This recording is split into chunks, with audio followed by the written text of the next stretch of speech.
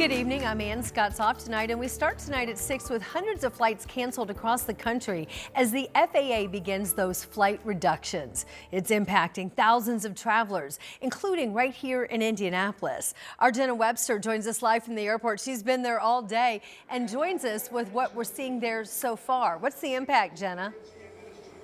Well, we know that today is really just the beginning of that impact. We know that this is just on day one. It's going to continue to get worse and worse as, the week goes on, as those flight reductions continue to increase. And that's kind of something that we've seen today when we've been monitoring and looking at the flight status board, is that as the day has gone by, we have continued to see more and more delays pop up on that board. Right now, we do have about 2 cancellations. We've got a canceled flight that was scheduled for 6:25 on American Airlines to Chicago O'Hare. Another one that was scheduled to go to DC a little bit later tonight. So far, though, good news if you're traveling out really early tomorrow morning, those 5 a.m. flights, right now all are saying they're on time. Airlines, again, they're starting out today with a 4% reduction, and the Indianapolis airport is pretty much right on track with that. FlightAware says 10 flights leaving Indy are canceled and 7 flying here canceled today. That makes up about 3% of total flights, according to FlightAware.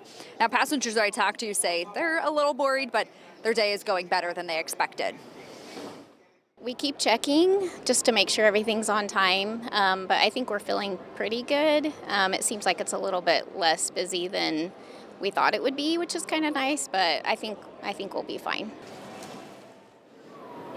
Now, the other thing we've heard from passengers today is that they understand why this is happening. They understand it's for safety, but they still find it a little bit frustrating that the government shutdown is causing this. And they feel like no one really kind of knows what's going on with these flights right now. But for a lot of people, they're saying so far, so good. Airlines are trying to be flexible. They're offering you that you can change, rebook, cancel your flight, and they're removing those penalties for you. We do know Sean Duffy, Transportation Secretary, said today that even when the government does reopen, whenever that happens, it is going to take some time to get those air traffic controllers back to work.